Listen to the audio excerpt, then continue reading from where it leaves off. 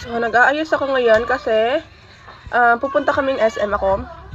Bibili ako ng cake ng aking kapatid kasi graduation na ngayon. Sobrang hard naman itong lipstick na to. Pagkatapos ko nga ni mag-ayos ay kami lumarga na at kasama ko nga ni pala ang aking mga kapatid. Ilang minuto pa nga nila ang nakalipas ay kami nasa SM na agad kasi malapit lang to sa amin. Ang sadya nga nila ang talaga namin dito ay ibili ang aking kapatid ng regalo. Sabi nga ni ng dalawang kapatid ko dyan ay isama ko daw sila sa mga vlog ko. Hindi ko nga ni alam kung talaga mga kapatid ko baga ito or sadyang ampun lang siguro ako ng aking mama at papa. Nakabili na nga ni kami sa dep store ng ireregalo ko sa kapatid ko. Sobrang simple lang yan pero alam ko magugustuhan niya ang ireregalo ko sa kanya. Habang naglalakad-lakad nga ni kami dyan ay nahihiya yung mga kapatid ko kasi nga ni may mga natingin. Ay sabi ko okay lang yan, hayaan sila magtitingin sa atin. Palabas na nga ni kami ng SM kasi pupuntahan na naman namin ang market ng Bikutan. Nagaunan-unan nga ni ng mga oras na yan at anong daming talsiko na talaga sa likod ng aking pants. At familiar baga kayo dito sa inadaanan ko at makikita lang to sa Bikutan ay kaway-kaway sa mga laging nadaan dito. Ilang minuto nga nila ang ay nakarating na rin kami dito sa palengke ng Bikutan. Pang adobo at pang kalderetang manok nga ni pala ang binili ko dyan. Tapos sinamahan ko na ng paan ng manok pang Adidas. Sa mga oras nga na nayaan ay nakikita ko sa kapatid ko na nababahuan sila sa lugar. Hindi nga ni sila sanay kasi galing silang probinsya. Kaya naman sabi ko sa kanila ay masanay na sila dito. At normal lang naman talaga sa palengke ang iba-ibang amoy kasi nga iba-iba din ang mga tinitinda dito. Fast forward nga ni tayo. After namin mamalengke, dumiretso na kami dito sa Walter Mart. Dito nga ni kami bibili ng cake ng kapatid ko.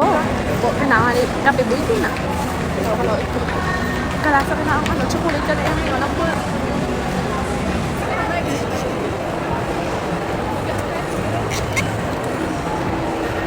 At pauwi na nga ni kami ng mga oras na yaan at may karugtong pa itong vlog na to kaya naman abangan nyo hanggang sa muli. Bye-bye!